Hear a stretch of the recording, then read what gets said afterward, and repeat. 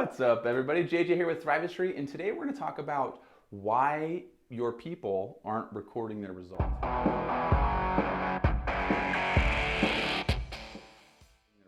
Right? And so one of the things we know is that when people record their workout results, they tend to be more consistent with their training. They tend to stick with it for longer periods of time, which are two things that obviously we want every person to do.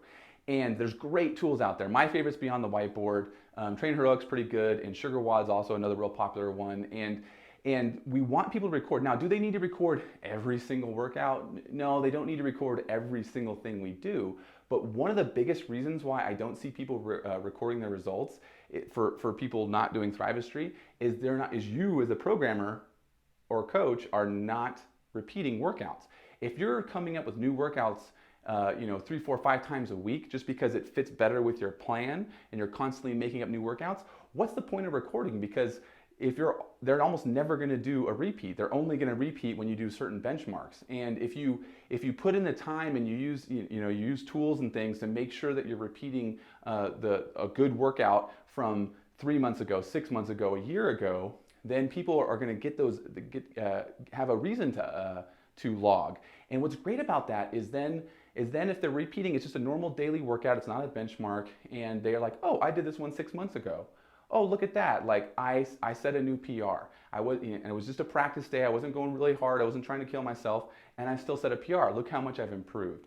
And the reason why that is so good is that research has shown that showing people how far they've come is far more motivating than showing them how far they have to go. So watching other people do muscle ups or these crazy workouts or big weights, or telling them, oh, your goal of a double body weight deadlift, you're 3/4 of the way there, and that's very demotivating. Like, because they know where they're at and how hard it was to get to where they're at now, and then they look at how much farther they have to go, and they're not loving life, right? But you can say, look, this is where you started. Look how far you've come.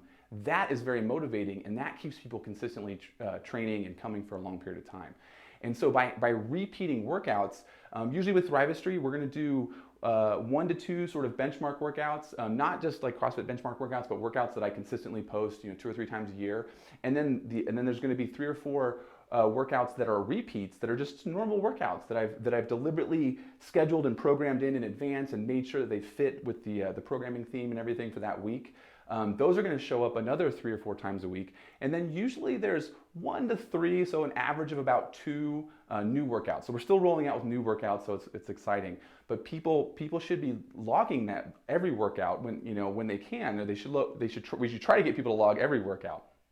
But at least that way they know, if I'm logging, I'm going to see these repeats, and I'm going to there's a reason to log. And so that's why if people aren't logging at your gym, it's probably because you're not repeating workouts enough, or at least pointing out to them, we repeat these. With Thrivistry, we always put the date we did it last. So even if they just look up the old date, they may not have, if they were using a paper log or just a notes file on their cell phone, they can still go back and find those old workouts. If something seems familiar, and then on the programming it says, oh, this is the last day we did it, they can go look it up. And of course they can also search for it by name, because every workout has a name.